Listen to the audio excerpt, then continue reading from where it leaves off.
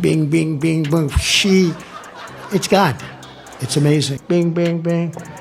Missile launch, bing, boom. They're like this, and we're like, ding, boom. This is me. I hear, bing.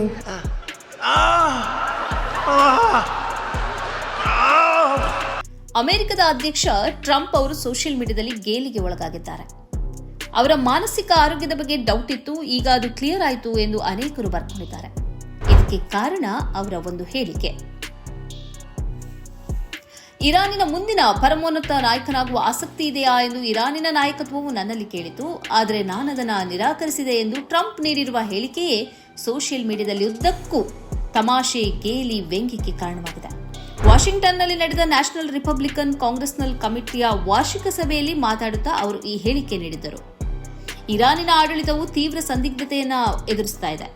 ಅವರು ನನ್ನೊಂದಿಗೆ ಮುಂದಿನ ಪರಮೋನ್ನತ ನಾಯಕ ಆಗ್ತೀರಾ ಅಂತ ಕೇಳಿದ್ರು, ನಾನು ನಿರಾಕರಿಸಿದೆ ಎಂದು ಅವರು ಈ ಸಭೆಯಲ್ಲಿ ಮಾತನಾಡುತ್ತಾ ಹೇಳಿದರು.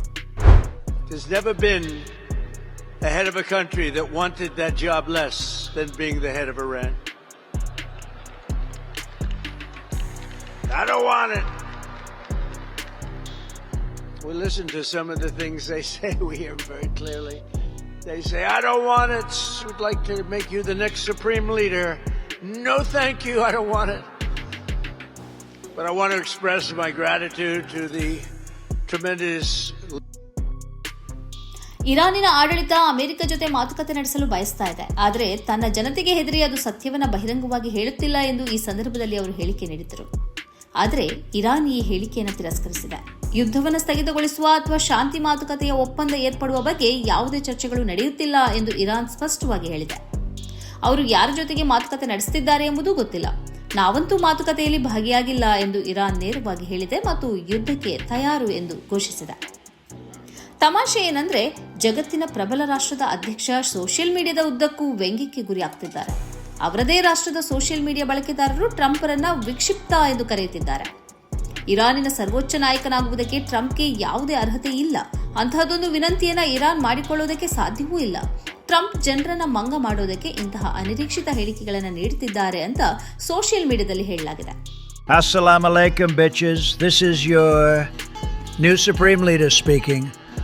ಅಲ್ಲದೆ ಸೋಷಿಯಲ್ ಮೀಡಿಯಾದಲ್ಲಿ ಟ್ರಂಪ್ರನ್ನ ವಿವಿಧ ರೀತಿಯಲ್ಲಿ ಚಿತ್ರಿಸಿದ ಚಿತ್ರಗಳು ಪ್ರಕಟವಾಗ್ತಿದೆ. ಇರಾನಿನ ಪರಮೋನ್ನತ ನಾಯಕನಾಗಿ ಅವರನ್ನು ಚಿತ್ರಿಸುವ ಚಿತ್ರಗಳು ಸೋಷಿಯಲ್ ಮೀಡಿಯಾದಲ್ಲಿ ಹರಿದಾಡ್ತಾ ಇದೆ. ಇರಾನಿನ ಪರಂಪರಾಗತ ಉಡುಪುಗಳನ್ನು ಟ್ರಂಪ್ಗೆ ಈ ಚಿತ್ರದಲ್ಲಿ ತೊಡಗಿಸಲಾಗಿದೆ. ಈ ಮೂಲಕ ಟ್ರಂಪ್ ಭಾರೀ ಪ್ರಮಾಣದಲ್ಲಿ ಸೋಷಿಯಲ್ ಮೀಡಿಯಾದಲ್ಲಿ ಟ್ರೋಲ್ಗೆ ಒಳಗಾಗ್ತಿದ್ದಾರೆ. ಇಂತಹ ಹೇಳಿಕೆಗಳ ಮೂಲಕ ತನ್ನ ವಿದೇಶಾಂಗ ನೀತಿಯ ಪರಾಜಯವನ್ನು ಸ್ವತಃ ಟ್ರಂಪ್ ಒಪ್ಪಿಕೊಳ್ತಿದ್ದಾರೆ ಅಂತ ಅನೇಕ ತಜ್ಞರು ಅಭಿಪ್ರಾಯ ವ್ಯಕ್ತಪಡಿಸಿದ್ದಾರೆ.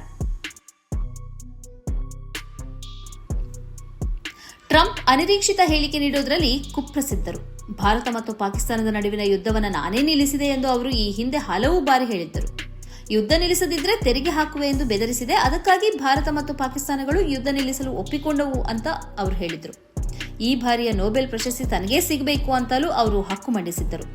ಈವರೆಗೆ 8 ಯುದ್ಧಗಳನ್ನು ನಾನು ನಿಲ್ಲಿಸಿದ್ದೇನೆ, ಆ ಕಾರಣದಿಂದ ನೊಬೆಲ್ ನನಗೇ ಸಿಗಬೇಕು ಅಂತ ಅವರು ಹೇಳಿದ್ದರು.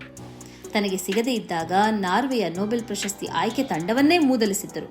ಇದಕ್ಕಾಗಿ ಸೋಷಿಯಲ್ ಮೀಡಿಯಾದಲ್ಲಿ ಟ್ರೋಲ್ಗೂ ಒಳಗಾಗಿದ್ದರು. ಅತ್ಯಂತ ವಿಕ್ಷಿಪ್ತವಾಗಿ ಮತ್ತು ವಿಚಿತ್ರವಾಗಿ ಹೇಳಿಕೆಗಳನ್ನು ಕೊಡುತ್ತಾ ತನ್ನ ವ್ಯಕ್ತಿತ್ವದ ಗೌರವಕ್ಕೆ ಅವರೇ ಕುಂದುಂಟು ಮಾಡುತ್ತಿದ್ದಾರೆ ಎಂಬ ಅಭಿಪ್ರಾಯ ವ್ಯಾಪಕವಾಗಿದೆ.